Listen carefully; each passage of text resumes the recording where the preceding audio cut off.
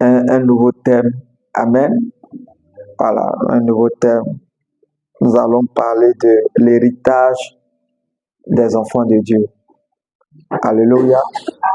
Voilà, nous voulons parler de l'héritage des enfants de Dieu. Parce que les gens confondent beaucoup de choses. Alléluia. Voilà. Quand ils prêchent autre chose que Christ, ça veut dire que ton héritage sera autre chose que ce que Dieu t'a promis. Alléluia. Et par la grâce de Dieu, nous voulons éclaircir un frère, une soeur ou quelqu'un qui veut comprendre, qui a les oreilles pour entendre. Alléluia. Jésus est trop fort. Il dit, il y a des gens qui ont les oreilles pour entendre, et puis il y en a d'autres là, ils n'ont pas ces oreilles-là. C'est une grâce de Dieu. Il dit, Père, je te bénis, je te remercie de ce que tu as caché ces choses aux sages et aux intelligents du monde, mais de ce que tu les as révélés aux petits-enfants. Alléluia. Dieu révèle sa parole à ceux qui veulent apprendre. Alléluia. Ceux qui disent qu'ils ne sont pas rassasiés. Parce que les pharisiens sont toujours rassasiés. Ils ne veulent plus quelque chose de nouveau. Amen. Voilà. Donc, j'ai dit qu'on va parler de quoi? Voilà, de l'héritage des enfants de Dieu. Pourquoi? Parce que la dernière fois, on a ouvert une petite lucane quelque part, regardons. Une lucane, regardons, avec Éphésiens, non, Galates.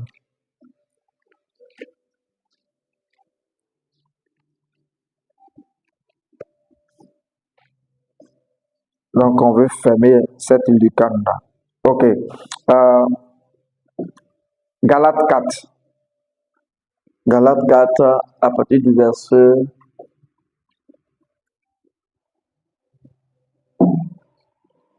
1. Il dit, or, aussi longtemps que l'héritier est enfant, je dis qu'il ne diffère en rien d'un esclave. Amen. Quoiqu'il soit le maître de tout. Alléluia. Le verset 2, il dit, mais il est sous des tuteurs et des administrateurs jusqu'au temps marqué par qui? Par le Père. Ça veut dire qu'il ne va pas rester enfant. Est-ce un enfant de Dieu va demeurer enfant? Il doit être fils. Il doit être fils et puis après il devient père.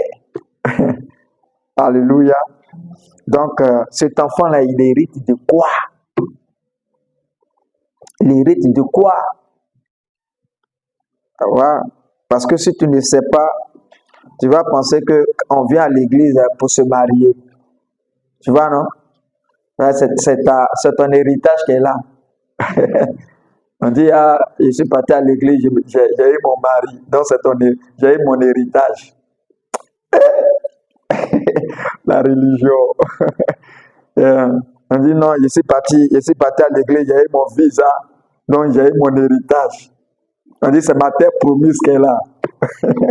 La terre promise. Mon Dieu. Alléluia. Ouais. Ça fait qu'on enseigne du n'importe quoi.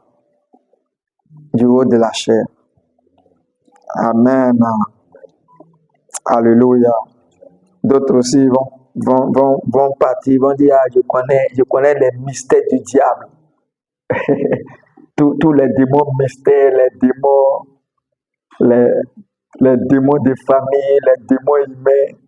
Est-ce que ça là c'est ton problème ça? Qu'il soit humain, qu'il soit mystère, ça c'est pas ton problème. Toi tu es au-dessus tu n'as pas à les connaître, tu as à connaître à Jésus. Alléluia. Il dit, nous pouvons manger de tous les arbres du jardin. Alléluia. Sauf d'un arbre. De l'arbre de la connaissance du bien et du mal. Mais ça symbolisait le diable. On ne doit pas l'écouter. Et qu'on se comprend. Mais si tu écoutes le diable, il va te prêcher les démons. Il va te prêcher les choses de la terre. Alléluia. Oh, Jésus dit, cherchez les choses d'en haut. Si vous êtes ressuscité avec Christ, il dit, cherchez quoi? Les choses où ça? Ouais. D'en haut. Amen. Donc, ça veut dire que ton héritage, ça ne sera pas bizarre. Sinon, le païen qui n'est pas venu à l'église, il est rentré dans son héritage aussi. Mais le païen qui n'est pas venu à l'église, qui est dans le monde, et puis qui a eu son visa, si l'héritage est visa, c'est que lui, il a eu l'héritage avec Dieu. Mais toi-même, est-ce que ça, là, quand tu regardes ça, là, c'est bon? Hein? Si ton héritage, c'est le mariage, mais le païen, là, qui ne prie pas Dieu, qui n'invoque pas Dieu, qui s'est marié, là, est-ce que... Donc, ça veut dire que lui, là, il a même héritage que les enfants de Dieu. Et ça... non, et puis ils réussissent bien même. Moi, il y a des païens, je connais. Jusqu'au jour d'aujourd'hui, ils sont restés fidèles. Il y a des papas, il y a des jeunes. Quand ils sont des modèles. Ouais. Par rapport à ceux qui reçoivent des révélations. Ils ont eu une révélation de Marie. Finalement, ils se sont départagés quelque part devant là-bas. C'était quelle révélation? Est-ce que ça venait de Dieu? Alléluia. On dit, mais est-ce qu'il peut sortir de Nazareth quelque chose de bon? Hein? Ouais. Alléluia. Mais de toi, il sort quelque chose de bon. Alléluia. De toi, il sort toujours quelque chose de bon. Il sort toujours Dieu. Il sort Jésus. Hey! Que le nom du Seigneur soit béni. Donc, on va parler de l'héritage des enfants de Dieu. On va voir, est-ce que c'est mariage, est-ce que c'est quoi encore, voiture? Quelqu'un même, il a eu voiture occasion, il dit non, il est rentré dans son héritage. Et les païens qui ont au moins 10 voitures, 10 véhicules de 200 millions, 300 millions, et ils sont rentrés dans quel héritage? C'est qu'ils ont dépassé l'héritage de Dieu. Là. Quand tu as une voiture occasion, tu dis non, tu es rentré dans ton héritage.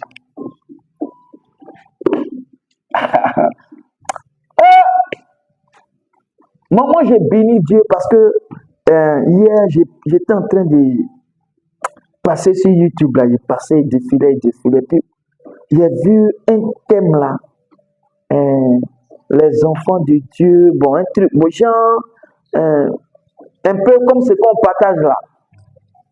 Et puis j'ai regardé un peu, j'ai essayé d'écouter un peu. J'ai dit, ah, donc il y a des gens qui prêchent. Nous ne sommes pas les seuls. Hein? Et nous ne serons pas les seuls. Alléluia. Et nous bénissons le Seigneur qui suscite son peuple. Il y a des gens qui partagent ça partout dans le monde. Alléluia. Qui ne sont pas là pour faire du bien au diable. Ou bien pour faire du bien à la chair. On ne séduit pas. Et qu'on se comprend. On ne vient pas à l'église pour séduire les gens. Attrape ton argent. Wow, tu as attrapé ton argent. Tu rentres dans ton héritage d'argent. Wow. Tu es entré dans l'héritage d'argent. Bon, si toi tu es entré dans l'héritage d'argent, et le pasteur lui-même, lui, il a débordé de l'héritage là. Donc, normalement, on ne va plus faire offrande. Hein? Ou bien, si l'héritage, c'est l'argent, est-ce qu'on doit demander offrande aux gens?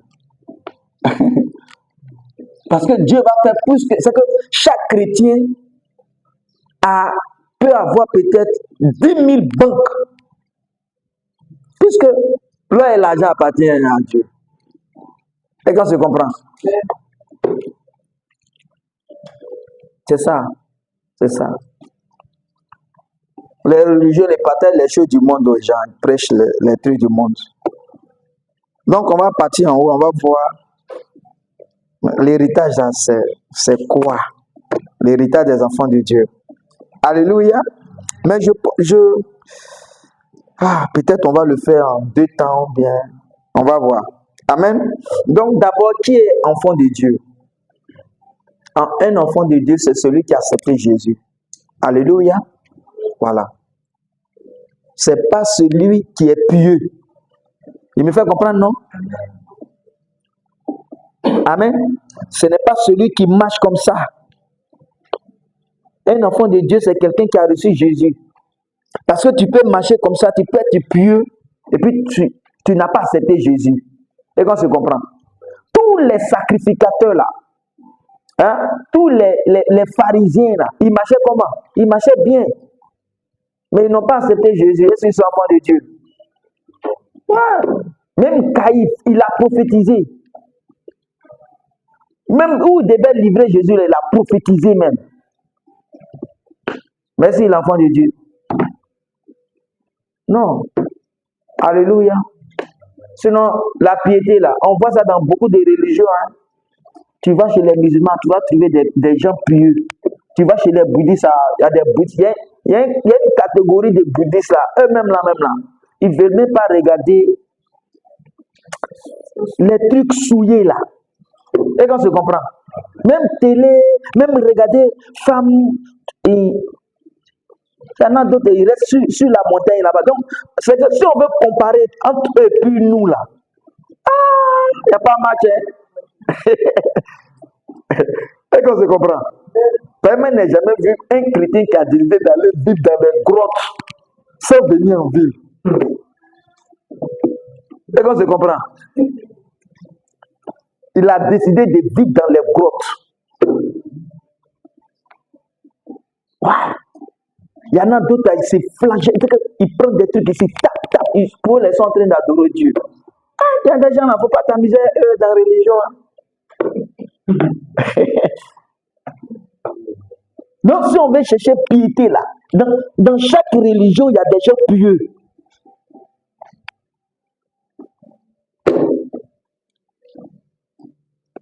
Mais nous sommes pieux en Christ. Alléluia. Parce que nous aimons notre Seigneur.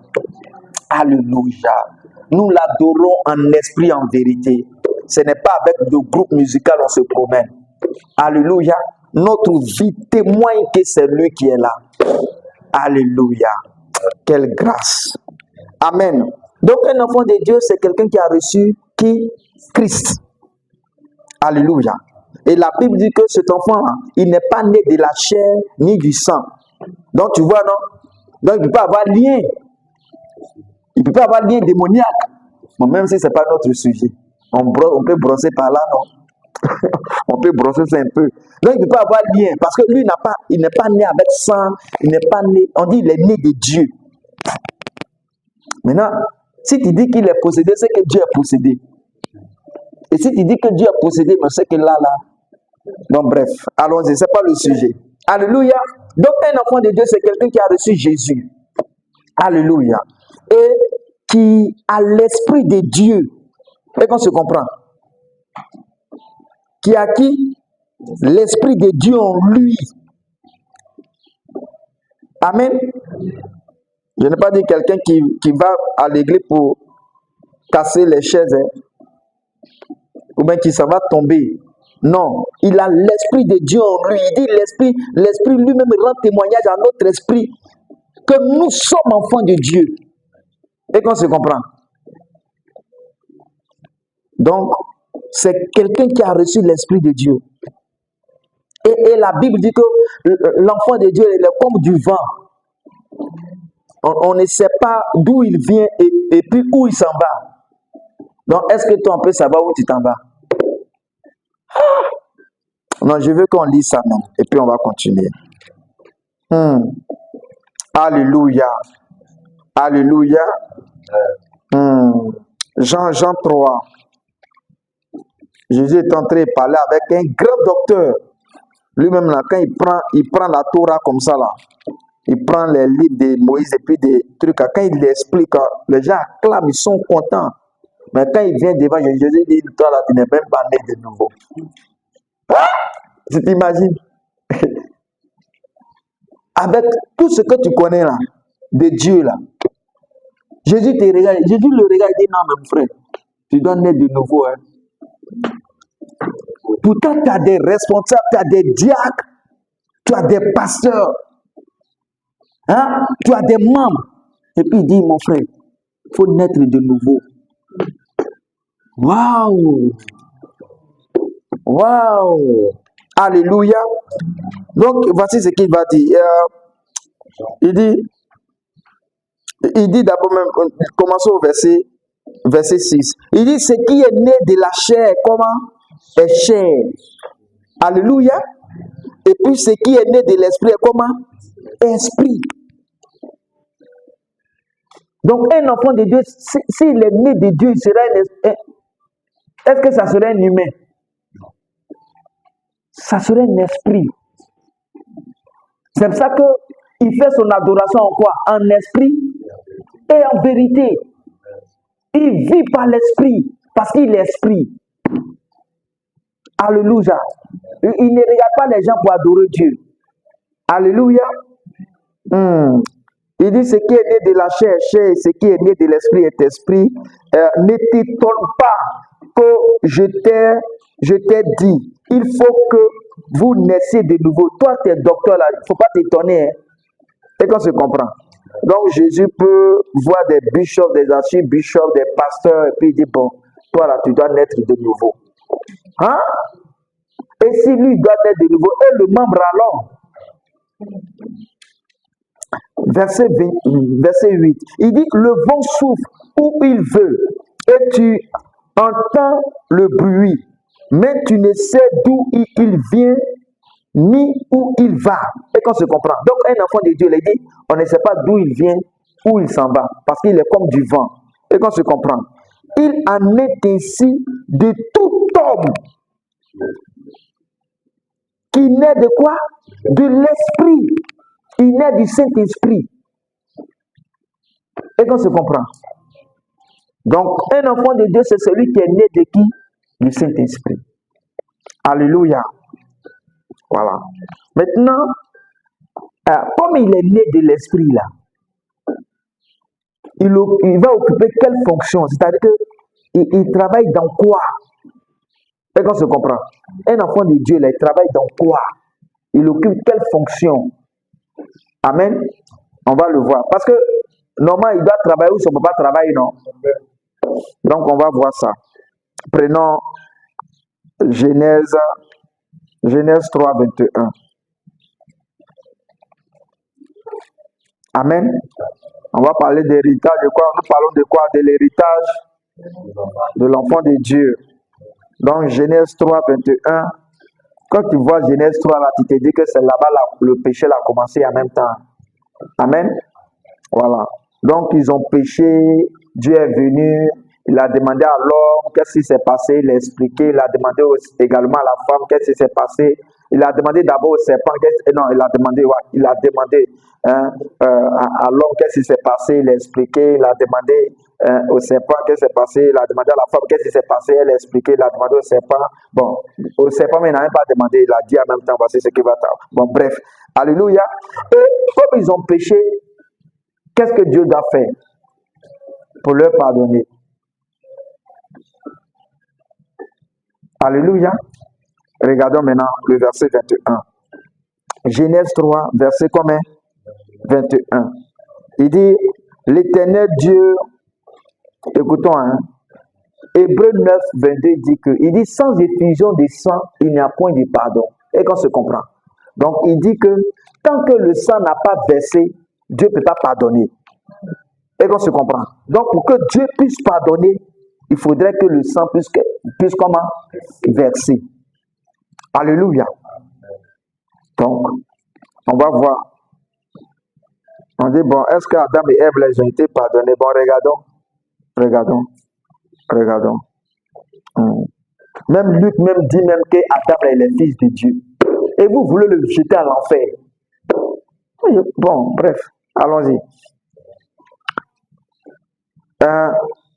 Genèse combien? 3, 21. Il dit, l'Éternel Dieu fit à Adam et à Ève Bon, je reprends. L'Éternel Dieu fit à Adam et à sa femme, et qu'on se comprend, des habits de peau, et il les en revêtit. Amen. Et il les en revêtit. Maintenant, il dit, il a pris quoi? Des habits de quoi? Quand ils ont péché là, ils sont allés couper des feuilles de figuier, hein, pour se faire des ceintures. Donc, ça veut dire que ici, ils étaient tous nus. Même les pieds aussi étaient nus. C'est ici seulement qu'ils ont caché. Et qu'on se comprend. Maintenant, comme Dieu veut les couvrir, la Bible dit que Dieu a pris des habits de peau. Hein? S'il prend habit de peau, est-ce que tu peux avoir peau de mouton sans tuer mouton? Hein? Donc, s'il a pris des habits de peau pour les revêtir, ça veut dire qu'il a tué, il a fait quelque chose, il a fait un sacrifice. Et qu'on se comprend. Pour pardonner à qui? Adam et Ève. Et qu'on se comprend. Donc, avant même qu'ils ne sortent du jardin, Dieu les avait comment? Pardonnés. Alléluia. En faisant quoi? En versant du sang. Et si Dieu a versé du sang, ça veut dire que Dieu est grand sacrificateur. Et qu'on se comprend. Parce que celui qui verse, qui fait le sacrifice, ça c'est toujours un sacrificateur. Et qu'on se comprend. Donc, en réalité, de la même manière, Dieu est là. C'est comme ça qu'il nous a fait. Me fait comprendre, non? Bon, je ne vais pas rentrer dans d'autres détails. Donc, si Dieu a tué, il a fait des habits de peau, ça veut dire qu'il a tué un animal. Alléluia. Pour pouvoir pardonner à Adam et Ève. Amen. Mais cet animal-là symbolisait Christ qui devait venir ôter le péché du monde. Me fait comprendre, non? Amen. Et puis maintenant, il a pris les habits de peau là, de l'animal là, pour les revêtir.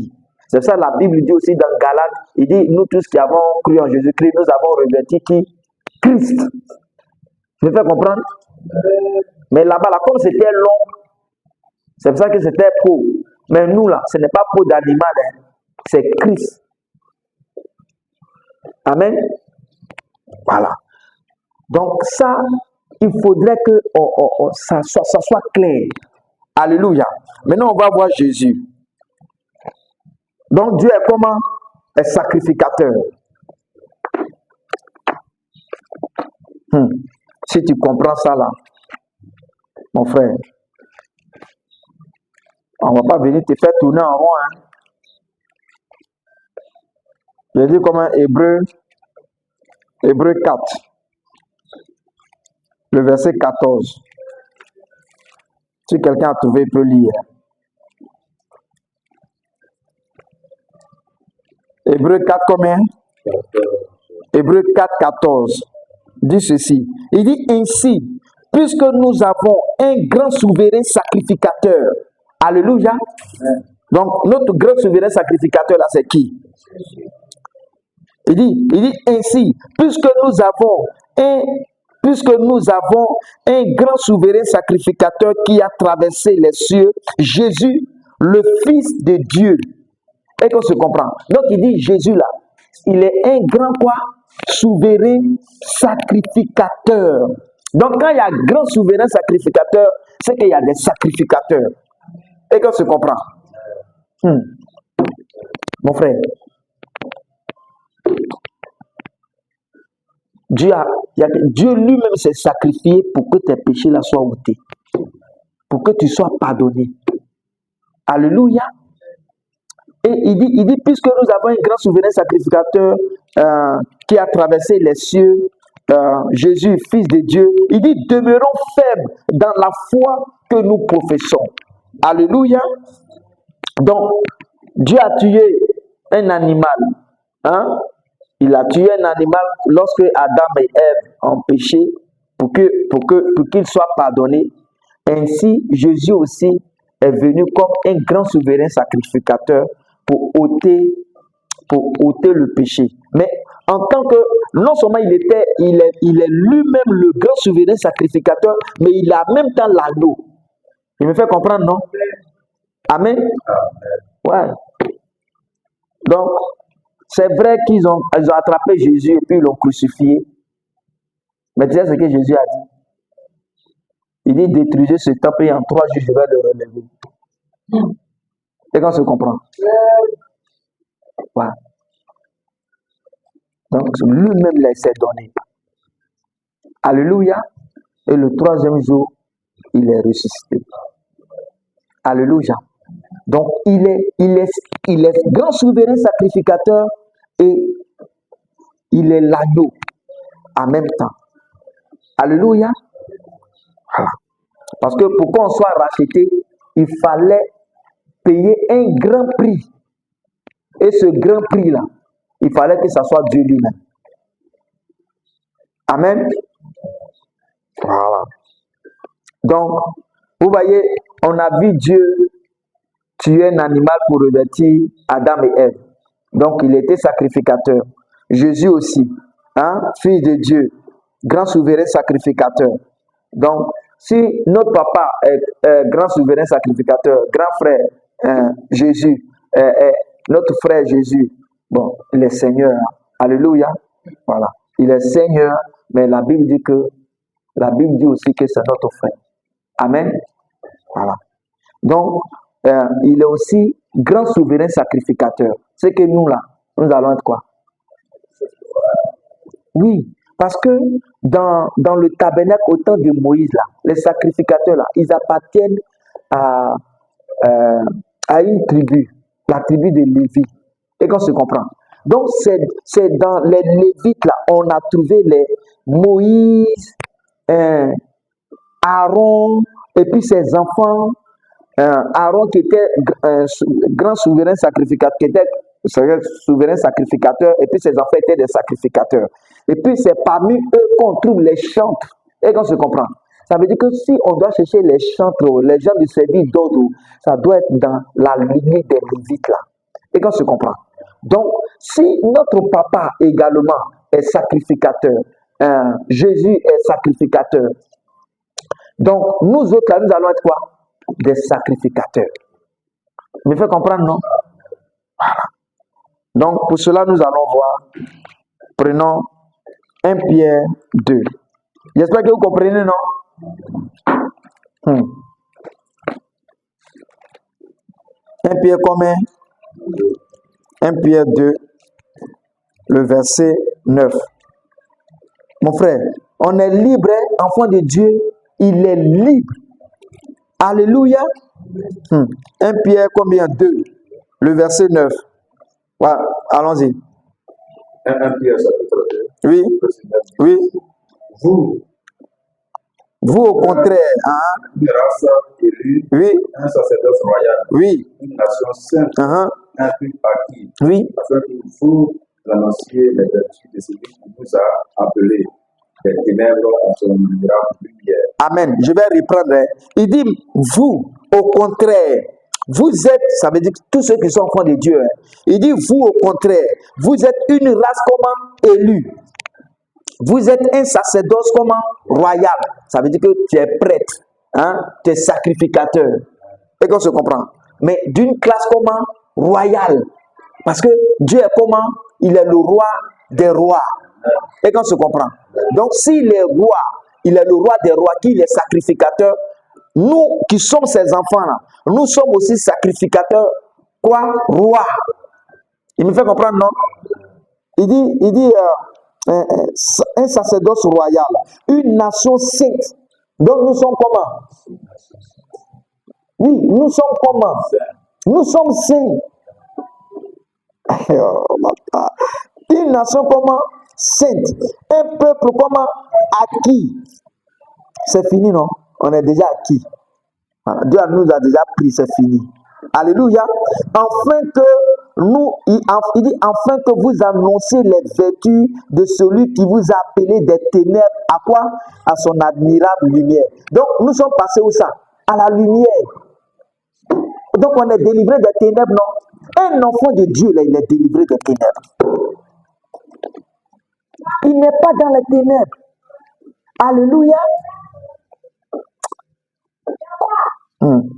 Continuons. Apocalypse. J'espère que vous comprenez. Hein? Apocalypse 1, verset 6. Il dit, et qui a fait de nous un royaume de sacrificateurs pour Dieu. Et qu'on se comprend. Il dit, il a fait de nous quoi? Un royaume de quoi? Donc nous sommes des sacrificateurs rois. Et qu'on se comprend. Il dit, un royaume de sacrificateurs pour Dieu. Pour Dieu, son Père.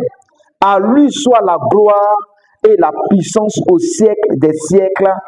Amen. Alléluia. Donc, nous sommes des sacrificateurs comment? Rois. Amen. Maintenant, le sacrificateur là, quel est son héritage? On va le voir dans l'Ancien Testament. Alléluia. Et puis on va progresser jusqu'à dans le Nouveau Testament. Donc, le sacrificateur là, est-ce que parmi le peuple d'Israël là, il a des champs? Hein? Est-ce qu'il a des champs qu'il cultive? Ils n'ont pas de champs. Et qu'on se comprend. Donc, on va dire, Dieu va nous dire, mais quel est leur héritage? Ok. Donc, pour cela, prenons Ézéchiel. Ézéchiel combien? 44.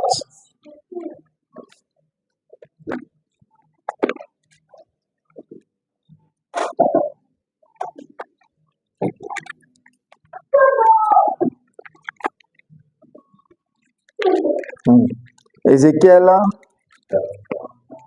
44. Ézéchiel a trop vu des choses.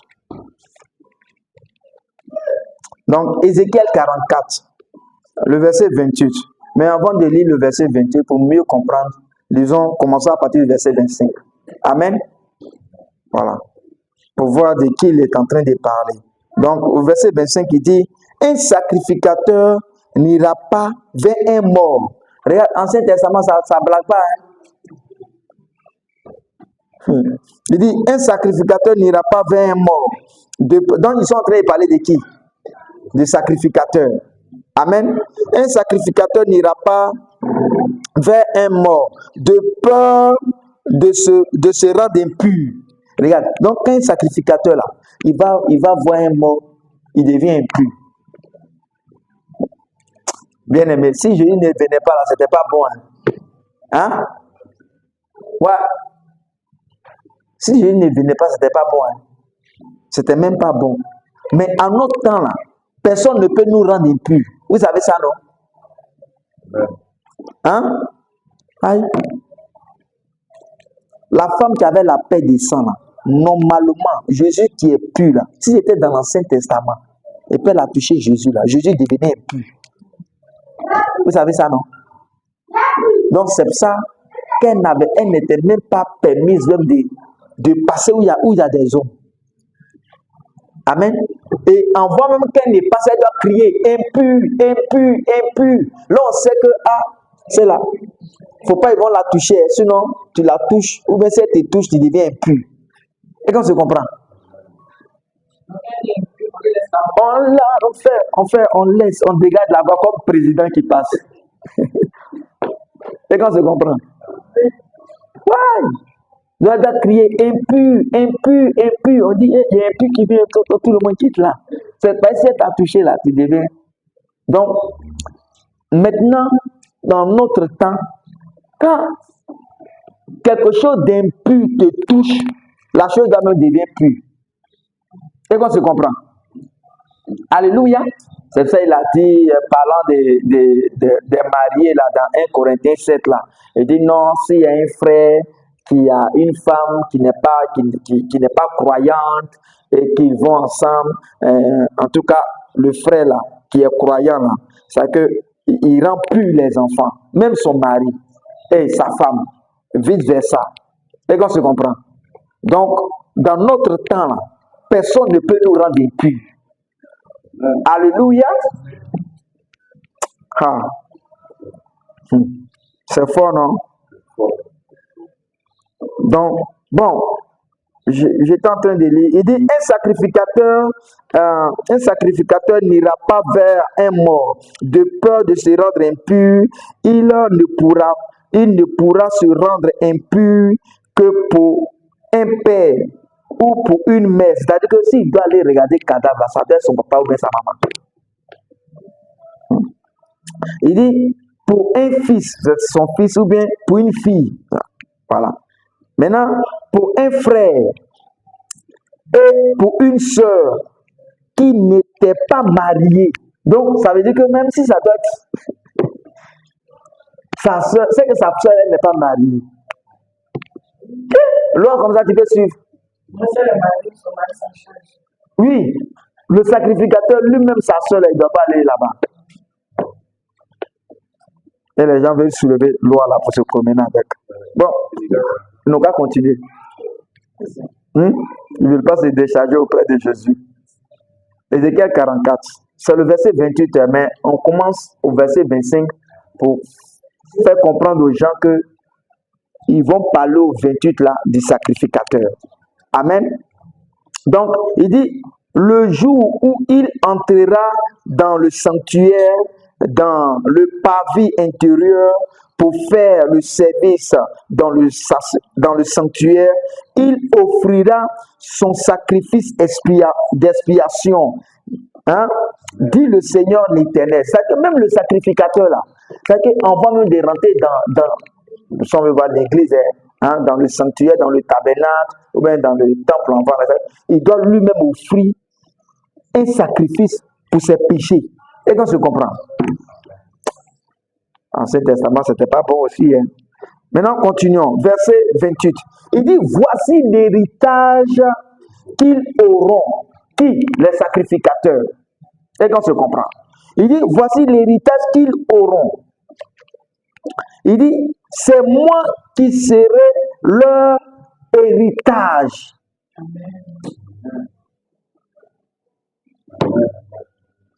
L'héritage des sacrificateurs là, c'est qui? Hein? Il dit, c'est moi qui serai leur comment? Héritage. Mais en réalité, ça là, ils n'ont pas vécu ça. Hein. C'est nous qui vivons ça. Alléluia. Parce que Dieu n'a pas pris possession d'eux. Amen. Voilà, Dieu n'habitait pas en eux. Donc, voyons, il dit, voici l'héritage qu'ils auront. C'est moi qui serai leur héritage. Vous ne leur donnerez point de possession en Israël. Je serai quoi? Leur possession. Donc, l'héritage d'un enfant de Dieu, c'est qui? C'est Dieu lui-même. Il me fait comprendre, non? L'héritage d'un enfant de Dieu, c'est qui? C'est Dieu lui-même. Est-ce que c'est voiture? Mais si c'est voiture, c'est qu'il t'a insulté. Est-ce que c'est mariage? Si c'est mariage, mais il t'a insulté, c'est que tu es même chose que les païens là. Et qu'on se comprend. L'héritage d'un enfant de Dieu, c'est Dieu lui-même. Maintenant, est-ce que tu peux avoir Dieu et puis manquer de quelque chose? Alléluia. Amen. Regarde. Donc quand tu pries, Seigneur, donne-moi ça, donne-moi ça, donne-moi telle chose, donne-moi telle chose. Qu'est-ce qu'il fait? Lui-même, il vient habiter en toi. Alléluia. Je ne sais pas, est-ce qu'il peut prendre quelqu'un qui va demander, qui demande? Il faut demander, tu as demandé quoi matin avant de venir? L'argent. Hein? Seigneur, donne-moi l'argent, c'est bon, donne-moi l'argent. Il dit, mais maman, j'habite déjà en toi. Tu cherches quoi encore? Alléluia. Oh.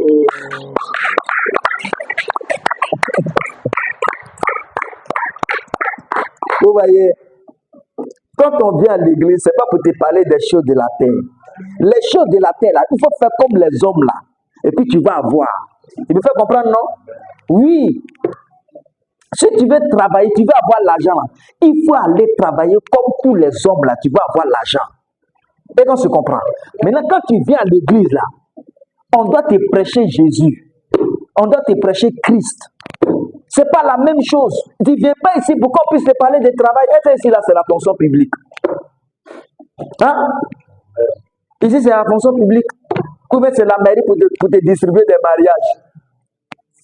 Ou bien c'est l'aéroport ici. Hein? Pour te donner un embarquement pour voyager. Non! Tu sais, c'est ça. Quand on dilue la parole de Dieu là, c'est ce que ça donne. Non! Donc quand un enfant de Dieu prie, Seigneur, je vais faire, je vais ça. Lui-même là, il vient, il se donne. Alléluia. Il dit, je serai quoi leur héritage. Et puis je serai quoi leur possession. Ton héritage, c'est qui? Faut te tenir debout, puis faut dire, mon héritage, c'est Dieu. Non. Oui, allons-y. Ouais, répète encore. Est-ce que c'est mariage? Non. Oui, ton héritage, c'est qui? C'est Dieu. Est-ce que c'est voyage? Non. Ton héritage, c'est qui? C'est Dieu. Est-ce que c'est enfantement? Non. Ton héritage, c'est qui? C'est Dieu. Ah, bah.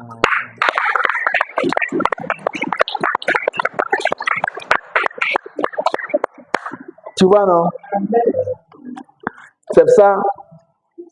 Quand tu entres dans une assemblée, dès qu'on commence à te parler de ça, des choses de la terre là, tu peux prendre tes bagages et puis t'as parti. Parce que ça là, vaut mieux aller à la mairie pour regarder les mariés et puis peut-être qu'un jour là-bas là, quelqu'un peut sortir là-bas. Est-ce qu'on se comprend? Non! Ce qui appartient à Dieu là, on donne ça à Dieu. Ce qui appartient à César là, on donne ça à César. Est-ce qu'on se comprend? Amen. Voyage, mariage, billet d'avion, tout ça c'est pour César.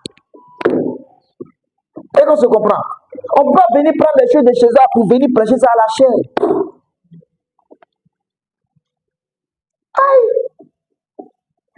Amen.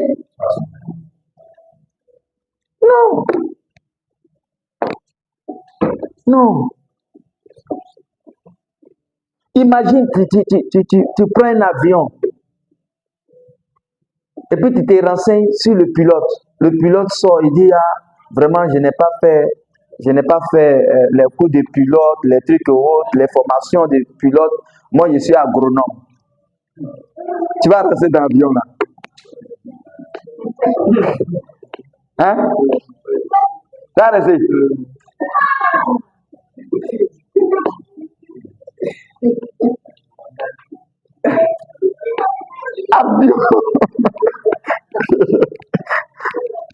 Avion qui ne peut pas marcher arrière là.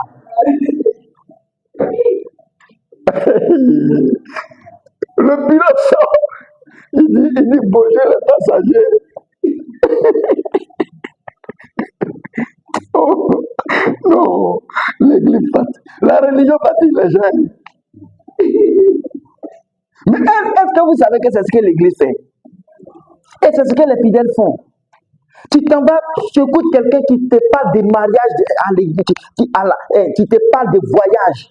Tu vas voyager, tu vas faire ceci. Et puis tu es là-bas, tu écoutes. Mais c'est que lui là, il ne va pas t'amener ça. Tu ne vas pas écouter ça parler au ciel. Tu me fais comprendre, non? Non. Alors que si un pilote, tu t'en dis là, tu as eu ton billet d'avion, tu as eu tes papiers, tout ça, il faut monter. Tu montes dans l'avion, puis le pilote se dit, les gars, vraiment, je n'ai pas fait formation de pilote, je suis un bricoleur de ventilateurs. Tu vas rester là-bas. Tu as sorti. Alléluia. Et ça là, nous devons avoir le discernement. Le discernement. Il faut bien vivre pour mériter les choses. Tous ceux aussi sont dedans. Non. Pour avoir les choses de la terre, on fait comme les hommes de la terre. Pour l'avoir. Alléluia. Non. Quand tu viens à l'église, on doit te prêcher Jésus. Et ton identité en Christ, quand il est mort là, il est ressuscité. Qu'est-ce que tu es devenu? Alléluia. Quand tu sors là, mais tu t'es confiant. Ouais. Est-ce que tu peux rêver puis ils vont te poursuivre en rêve? Hein? Non. Alléluia. Comme tu entends, ton héritage c'est Dieu. Et puis il vit en toi. Mais quel est le démon qui va te posséder? Hein? Qu'est-ce qui peut te manquer toi? Tu as toutes les faveurs de réussir en bas et en haut. Qu'est-ce qui peut te manquer? Ouais. Alléluia. Quand tu as ça dans ton esprit là, même tes prières changent. Dieu, c'est ton héritage. Est-ce que tu peux prier, Seigneur, s'il te plaît, pardon, si tu peux me faire un peu la faveur, Seigneur, si tu peux parler au cœur de quelqu'un, ils vont me donner un peu 200 francs pour manger un peu d'atchéké. Tu peux faire des trucs comme ça. Tu peux faire ça. Non. Non. Alléluia. Écoutons, regardons ce que David va dire. Il va donner comme prophétie. Tout ça, c'était comme des prophéties. Le psaume 16. Écoutons. Hein. Ah. Vous êtes grands. Alléluia. Il ne faut pas qu'on s'amuse avec vous. Alléluia. Et il ne faut pas qu'on parle des démons. Vous avez fait quoi, démon? Vous avez fait quoi, démon? Vous allez faire quoi, démon? Vous allez faire quoi, démon? Non, il faut connaître le diable pour pouvoir voir au moins comment il fait. Toi, tu dois faire son plan. On dit il est rusé. Tu es cherché à le connaître pourquoi? Hein? Il dit, ça là, vous ne devez pas manger. Toi, tu dis non, je vais manger, je vais le connaître. Tu es devenu FBI ou quoi? Bon, Psaume 16. Écoutons à partir du verset 5. Du verset 5 au verset 6. Regardons ce que David va dire. Il dit, l'Éternel est mon partage. Regarde. Il dit, l'Éternel là. C'est même l'héritage qui continue. Hein. Il rentre un peu dans les détails. Il dit, l'Éternel est mon quoi? Est mon partage. C'est-à-dire que, moi là, je partage Dieu. Est-ce que tu comprends? Ça veut dire qu'il a une part dans qui? Dans Dieu. Est-ce que tu comprends? Donc, chaque enfant de Dieu a sa part dans qui? Parce que si lui-même est notre héritage, ça veut dire que chacun a sa part dedans, non? Héritage, on partage, mais on ne partage pas. Si vous êtes beaucoup. Voilà. Donc, si lui-même, il a eu, c'est qu'il est l'héritage. C'est que chaque enfant de Dieu a sa part dedans. C'est ça qu'il dit ici, l'Éternel est mon partage. Alléluia. J'ai ma part dans Dieu. Et il continue, il dit, et mon calice.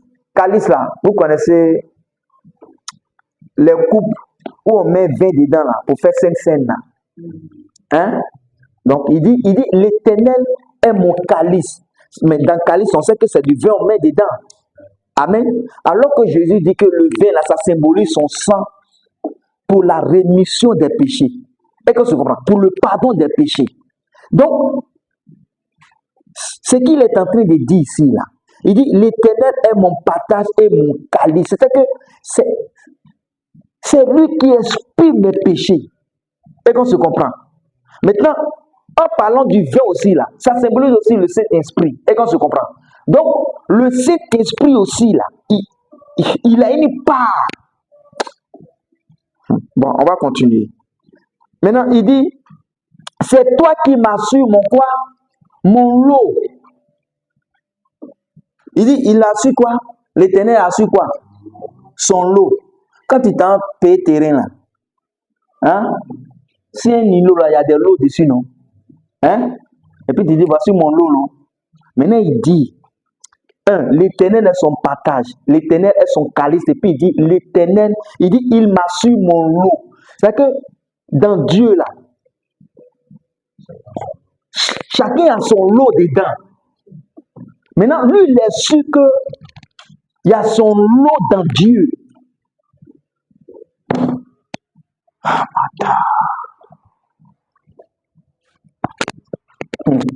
Ah, mon Dieu. Donc, il dit, il m'a su mon lot. Il dit, il m'a su. Ça veut dire que forcé, il aura une part dedans. Et qu'on se comprend.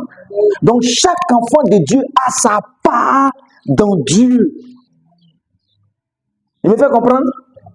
Au verset 6, il dit un héritage délicieux mais échu. Mais si Dieu est ton héritage, est-ce que ce n'est pas délicieux?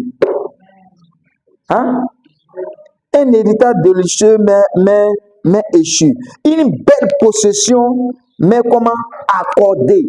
Maintenant, il dit que, mais cette belle possession-là, c'est qui? C'est Dieu. Comme dans Ézéchiel, il dit, je suis votre héritage, je suis votre possession. Et qu'on se comprend? La Bible, c'est pas fait pour imaginer des choses pour venir le dire aux gens. Mais il faut comprendre, non? C'est des choses précises. Et puis, c'est pas un jeu. Alléluia. Et il dit une belle possession. Mais posséder Dieu, est-ce que c'est pas beau? Hein? Avoir Dieu pour héritage, est-ce que c'est pas beau? C'est beau. Maintenant, regardons ce que les disciples vont faire. Lorsque Simon-Pierre va venir dire non, il veut leur donner l'argent pour avoir Saint-Esprit là aussi. Et écoutons, hein, c'est que Pierre va dire. Acte 8.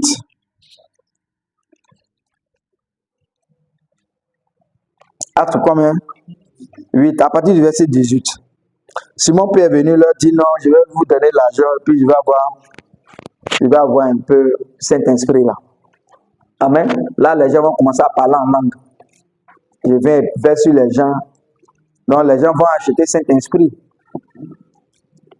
Donc, les premiers acheteurs de Saint-Esprit là, voici un qui est là. Hein? Il y a une onction puissante qui est là. Tu veux donner ton offrande, tu n'auras pas cette onction qui va te propulser dans ta destinée prophétique. Et puis tu cours, waya, tu fais faire. Comme blaguer. Voici le premier acheteur. Et qu'on se comprend. Voici le premier acheteur. Tu vas acheter huile. Bon, huile là même là, ils ont mis ça dans quoi? Souvent ils mettent ça dans quoi? Dans peau, non? Peau là, en réalité c'est toi qui es là. Huile là, c'est Saint-Esprit. Donc, toi, tu t'en vas acheter, c'est que tu te négliges pour aller acheter bidon d'huile. Pourtant, toi, c'est en toi que l'Esprit de Dieu vit. Et tu laisses ça, tu dis non. Il faudrait que l'huile du prophète là, ou bien de l'homme de Dieu là, je verse ça sur moi. Bon, est-ce que quelqu'un comme ça peut grandir en Christ? Non. Non. Non. Alléluia. Alors que bouteille là, c'est ce que ça te représente. L'huile là, ça symbolise le Saint-Esprit qui est en toi. La bouteille là te représente toi, ton corps. Parce qu'il dit, vous êtes le temple du Saint-Esprit. Maintenant, tu t'as acheté une représentation. Toi-même, hein, ta représentation. Et puis, tu as plus confiance dans ta représentation qu'en toi-même. Mais Nima, tu vas aller où? Mais ils vont te poursuivre. Mais les gens vont te poursuivre en rêve. Parce que ce que tu fais là, est-ce qu'on peut faire ça à son ennemi? Toi-même, tu ne t'aimes pas. Et qu'on se comprend. Donc, regardez, le premier acheteur, il dit, lorsque Simon vit que le Saint-Esprit était donné par l'imposition des mains des apôtres, il leur offrit de l'argent. Et qu'on se comprend.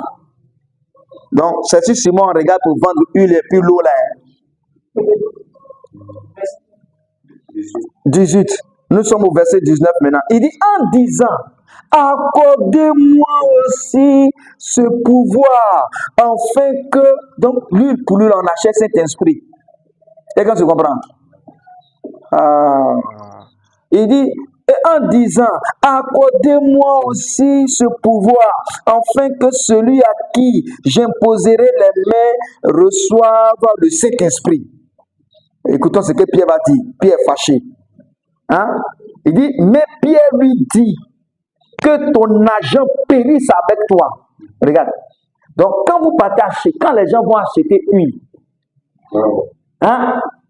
Huile de, je ne sais pas, de griffe onction, leur onction là, et puis ben, bouteille d'eau. Hein? Vous savez ce que Dieu est en train de dire ici? Et là, ce que Pierre dit. Il dit que ton argent périsse. Donc, ils sont morts. Il dit que ton argent périsse avec toi. Mais une fois qu'il t'a dit ça, quand tu vas voir Dieu, tu vas voir Dieu. Hein? C'est pour ça les vieilles sages, elles disent, ben vous là, comme vous aimez toujours payer eux là, il dit, allez chez ceux qui vendent là. Allez chez eux. Eux-mêmes, ceux-mêmes qui vendaient, ils ne savaient même pas que Jésus était venu. Oh man. Bon, bref, allons-y, c'est pas de nous sommes en train de parler, continuons. Il dit, mais Pierre lui dit que ton argent périsse avec toi, puisque tu as cru que le don, il dit, puisque tu as cru que le don de Dieu s'acquérait à prix d'argent. Il dit, c'est comment? Un don. Est-ce qu'on vend un don? Ah! Guérir quelqu'un, c'est qu'on vend ça. On vend ça. On te vend guérison, on te vend délivrance. Même fiche de délivrance, on te vend. Entretien, on te vend. On vend tout. Voici l'oncle ici. Il dit, puisque tu as cru. Donc, imaginons ce que Dieu pense de tous ces acheteurs, ces vendeurs.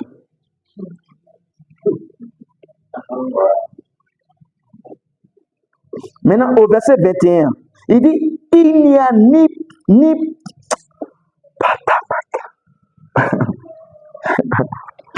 regardez, il dit ça à Simon, hein? Il dit, il n'y a pour toi ni part, ni lot dans cette quoi. Pourtant, quand ils imposaient les mains, c'était pour recevoir quoi? Le Saint-Esprit, non? Maintenant, il dit, il n'y a ni part, ni lot. Mais quand David a parlé, il a parlé de l'eau, non? Hein? Parce qu'on se partage l'éternel, là. Et qu'on se comprend. Donc, quand on se partage, quand l'éternel, c'est que quand on se partage de l'éternel, il devient Saint-Esprit. Bon, bref. On dit, mais Saint-Esprit, Père, bon, bref, il y a des gens ici. Bref, alléluia. Donc, quand l'éternel se partage là, il devient esprit pour se déverser dans ses enfants. Il me fait comprendre, non? Donc, maintenant, il dit, donc, en réalité, quand un enfant de Dieu reçoit le Saint-Esprit, il reçoit quoi? Son héritage, il reçoit quoi? Sa part, et puis il reçoit quoi? Son lot. Notre nouvelle patrie.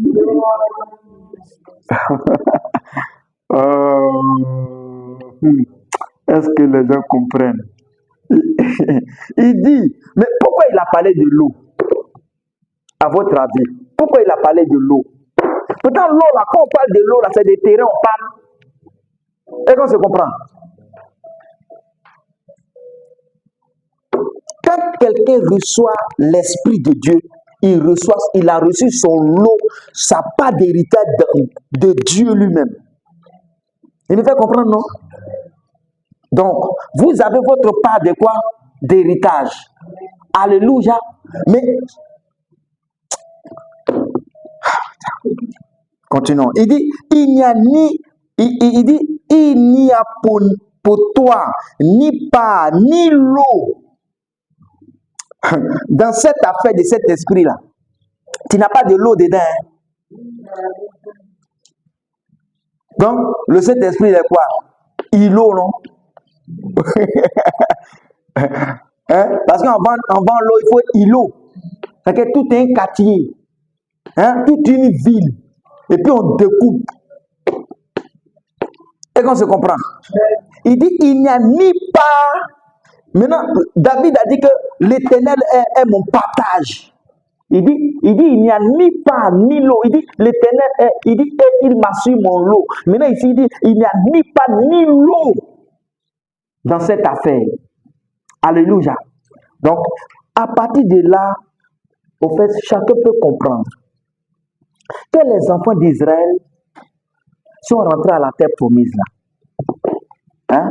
La Bible dit que la terre promise, il coulait l'eau, il coulait le lait et le miel.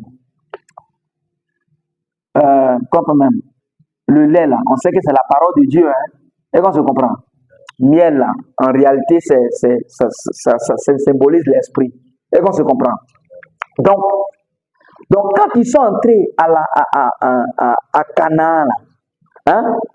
Et puis, chaque tribu prenait son territoire là. Ils étaient en train de partager qui? Spirituellement. Si vous comprenez. Hein? C'était le Saint-Esprit qui se partageait.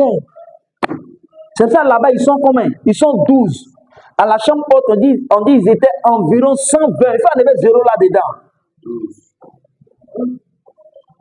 Et qu'on se comprend? Ouais. Donc là-bas, ils sont 12. Ils se partagent un territoire. Et qu'on se comprend? Maintenant, nous là, le territoire même est venu, le véritable territoire est venu où ça? Vrai Canaan là, c'était qui? Christ.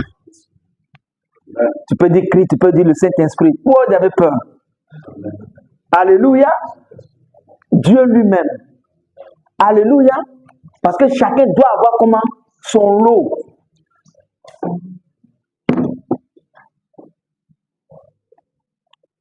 Bien-aimé, ton Canaan là, tu sais que tu es déjà arrivé là-bas. Non, je ne sais pas. Tu sais, religion. Non. Quand je vais arriver à mon Canaan, on dit, moi, ton Canaan, c'est quoi? C'est mon mariage. Mais c'est que le païen qui est à côté de moi, il est arrivé là-bas avant toi. Hein? Donc, il est l'enfant de Dieu aussi. Vrai Canaan, là. C'est l'Esprit de Dieu lui-même. C'est Christ lui-même. Alléluia. De la même manière, ils sont partagés là-bas. De cette même manière, quand ils sont arrivés à la chambre haute, et au jour de la Pentecôte, il s'est lui-même comment?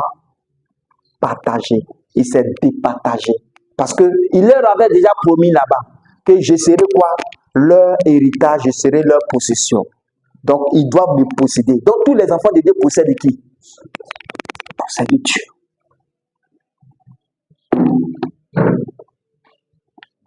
Quand tu crois ça là, qu'est-ce qui peut te faire peur sur la terre là?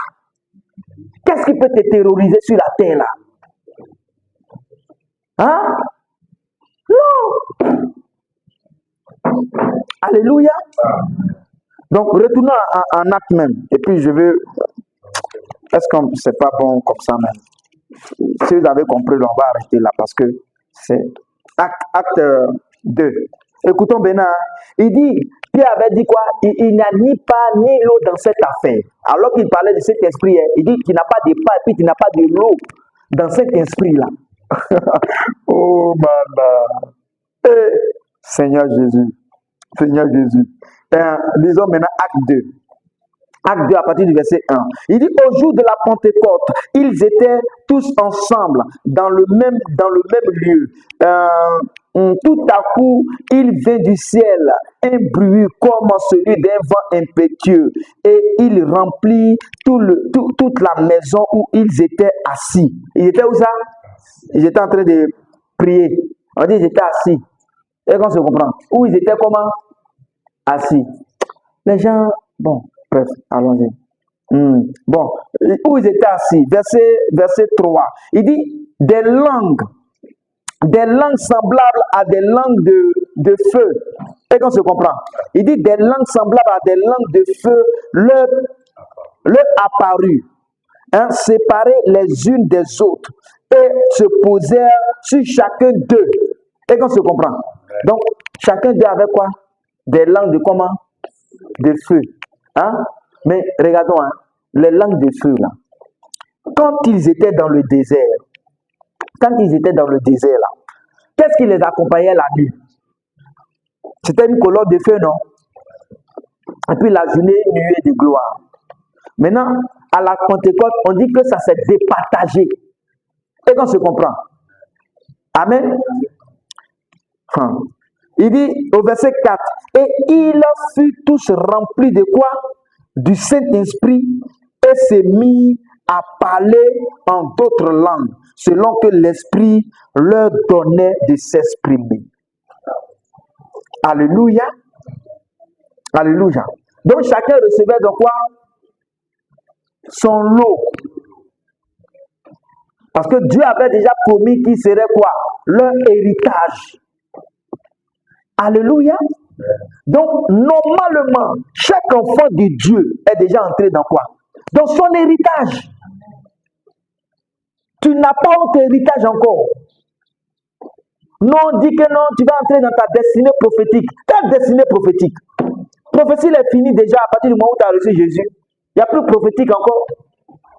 Prophétique, c'est une parole inspirée qui vient. Mais tu es déjà enfant de Dieu. Le Saint-Esprit est en toi. Il y a quelle destinée encore? Toute ta destinée là, c'est en Christ. Amen. Toute ta destinée. Une fois que tu es arrivé en Christ, ça c'est fini. Alléluia. Ouais, et tu profites maintenant du lait, du miel qui est dedans. Tu profites du Saint-Esprit, tu profites de la parole de Dieu. Pour avancer, pour étendre le royaume. Alléluia. En prêchant la parole. Amen. Donc, ton véritable Canaan là, c'est Christ lui-même. C'est lui qu'on se partage. C'est lui qui est notre héritage. Dieu dit, je serai votre héritage. Je serai votre possession. Tu cherches quel héritage encore? Héritage là, c'est héritage des chrétiens, ce n'est pas femme. Héritage des chrétiens, ce n'est pas voiture. Héritage des chrétiens, ce n'est même pas l'argent. Héritage des chrétiens, ce n'est pas avion. Héritage des chrétiens, ce n'est pas France. Héritage des chrétiens, ce n'est pas États-Unis. Héritage des chrétiens, c'est Dieu lui-même. Dieu lui-même. Et comment il veut qu'on hérite de lui, il faut le recevoir. Alléluia. Tu acceptes Jésus, il vient habiter en toi par son esprit. Et tu as tout ton héritage. C'est ça, avoir Jésus, c'est avoir tout. Donc, qu'est-ce que tu demandes à Dieu que tu n'as pas? Qu'est-ce que tu demandes à Dieu que tu n'as pas? Qu'est-ce que tu demandes à Dieu que toi-même tu n'as pas reçu? C'est pour ça qu'il dit, mais si vous voulez prier, mais croyez que vous l'avez déjà reçu? Aïe! Il faut croire que tu l'as déjà. Tu as déjà Dieu. C'est quoi qui peut te manquer? Alléluia. C'est ça, il lançait l'appel dans Matthieu 6, là-bas, 33. Il dit, cherchez premièrement le royaume et la justice de Dieu. Et tout le reste vous sera donné. Tout. Vous cherchez quoi? Le royaume. Cherche Christ. La justice de Dieu, c'est Christ lui-même. Une fois qu'il vient habiter en toi, là, tout le reste, là, c'est pas que tu cherches ça, ça vient. Il dit, ça vous sera donné. Il n'a pas dit demander. Et puis il dit le reste. Et toi, tu appelles ça bénédiction.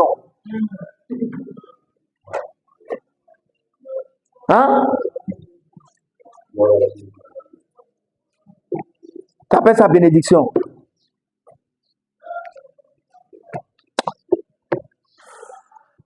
Chrétiens, restez dans la parole. Ne bougez pas. Si quelqu'un veut vous faire sortir de la parole là, c'est que lui là, c'est pas Dieu qui l'a envoyé. Parce que quand Dieu t'envoie, tu ne fais que dire ce que Dieu te dit de dire. Pas autre chose. Il dit quand le Saint-Esprit viendra là, il ne parlera pas de lui-même. Il prendra de ce qui est en moi et vous l'annoncera. Donc c'est moi qui va annoncer.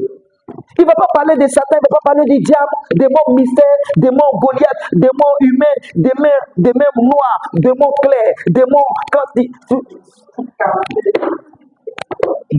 baoulés, démons bêtés, démons doula, démons du quartier, démons de la Côte d'Ivoire. Nous, on s'en fout de tous ces démons-là. Ils sont sous nos pieds. Parce que nous sommes entrés en possession de notre héritage. Notre héritage, c'est Christ lui-même qui vit en nous. Qu'est-ce qui peut t'arrêter sur la terre? Tu es là pour démontrer Dieu. Tu es sur la terre là pour démontrer qui il est. Tu ne dois pas avoir les pensées des païens là. Alléluia. Ouais. Amen. Donc c'est ça, il dit dans Jean aussi que à ce niveau-là, vous connaîtrez que moi, c'est que moi je suis dans le Père, que vous êtes en moi et puis je suis en vous. Et qu'on se comprend. Donc quand on te voit là, c'est qui on voit?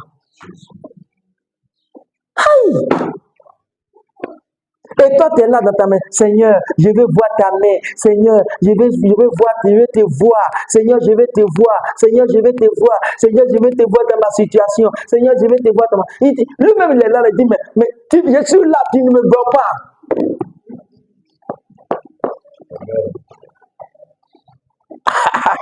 il dit, mais pourquoi vous cherchez parmi les morts celui qui est vivant? Il est là, tu le cherches ailleurs. Ouais. Vous savez, si tu ne fais pas comme Jésus est en train de prier là. Il dit, Seigneur, moi je sais que tu m'exauces toujours. Il fait ça à cause des autres là. Est-ce que tu comprends? Donc avant même de demander, Seigneur, je sais que tu me donnes toujours.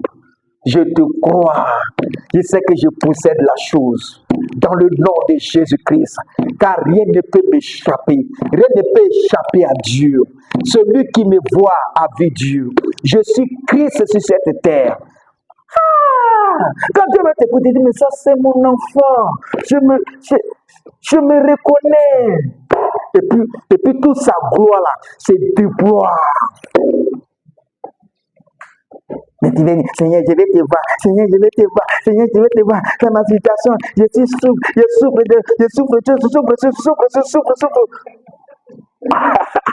Mais toi-même, tu dis que tu souffres. Qu'est-ce que tu vas voir? Tu es en train de prophétiser quelque chose sur ta vie. Tu veux voir quoi? Tu veux voir quoi? Parce que ce que tu dis en tant qu'enfant de Dieu, là, ça prend de l'effet. Si tu dis que tu souffres, tu vas souffrir d'abord avant de voir la gloire. Un enfant de Dieu ne cherche pas Dieu ailleurs. Il me fait comprendre, non? Il ne cherche pas Dieu ailleurs. Il ne faut pas te tromper pour chercher Dieu ailleurs. Dieu là, il est en toi. Si tu t'es trompé, c'est fini. Tu seras comme un simple homme.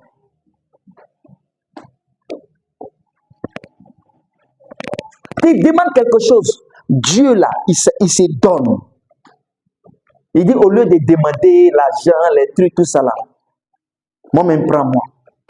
C'est moi qui suis là. Alléluia. Quand tu marches, mais tu marches avec la fierté même de ce que tu es enfant de Dieu. Alléluia. Tu ne marches pas comme quelqu'un qui est désemparé. Alléluia. Tu as tenté, ça n'a pas marché. Mais tu viens, tu bombardes. Oh, tu dégages ça. Quitte ma voix.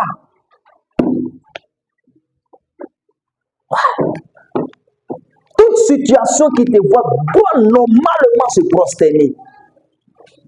Normalement. Comme le fou de Gadara. Quand il a vu Jésus, il s'est prosterné. Malgré que les gens ne pouvaient pas le dompter.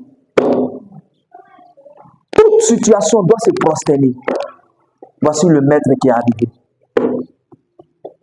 Et c'est là l'enfant de Dieu va dire, Seigneur, Seigneur, Seigneur, tu sais que mon papa est pauvre, ma maman est pauvre. Tu as cité tous les pauvres de ta famille. Et quand c'est comme ça, le diable est content. Il dit à ce gars-là, il pense comme nous maintenant. Encore le bombarder encore.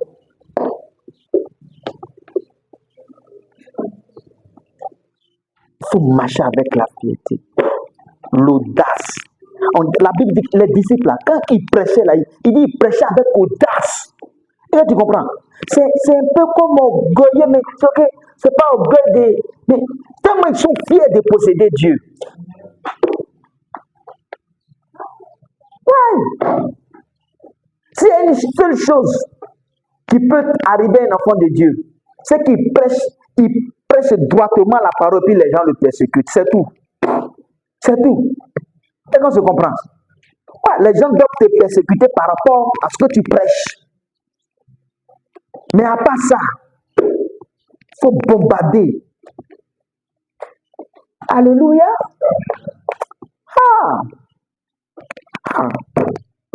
Amen. Donc, c'est ça qu'il dit dans le psaume. Il dit, vous êtes des dieux, mais il dit, Dieu se tient où ça? Dans l'assemblée de Dieu, psaume 82. On avait déjà lu une fois le psaume combien?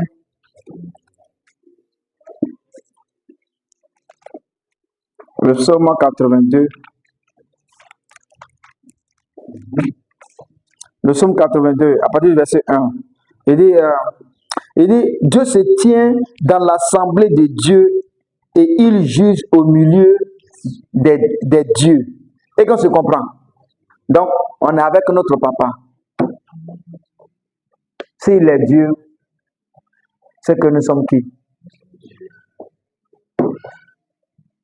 Qui habite en nous? C'est lui. Qui est notre héritage? C'est lui. Donc, il ne faut pas aller chercher Canaan. Hein. Il ne faut pas dire, hey, quand je vais entrer dans mon Canaan, on dit, mais le frère, ton Canaan, c'est quoi? C'est ma voiture, il cherche là. C'est que le païen, là, il a dépassé ton Canaan. Et lui, au moins, il a au moins 8 voitures.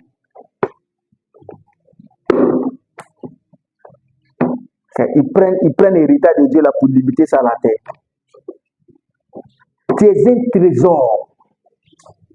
C'est ça Paul dit que, il dit, nous, c'est que dans des vases de terre, on se promène avec un trésor.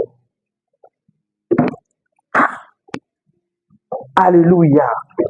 Alléluia. Il dit, j'avais dit, verset 6, j'avais dit, vous êtes des dieux, vous êtes tous des fils du Très-Haut. Alléluia. Aïe. 1 Corinthiens.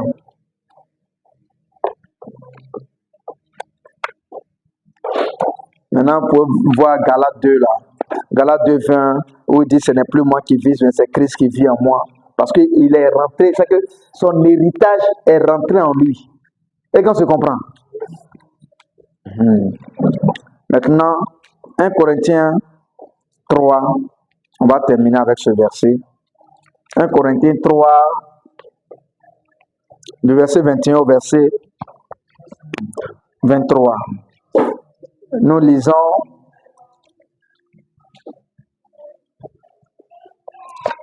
sur 2 Corinthiens, excusez. 1 Corinthiens 3 du verset 21 au verset 23. Il dit que personne donc ne mette sa gloire dans des hommes, car tout est acquis à vous. Et qu'on se comprend. Faut pas mettre ta gloire dans quelqu'un. Et qu'on se comprend. Même archibishop, même dans moi, il ne faut pas mettre ta gloire dedans. Et qu'on se comprend. Voilà. Il dit que personne donc ne mette sa gloire dans des hommes, car tout est où ça? À vous.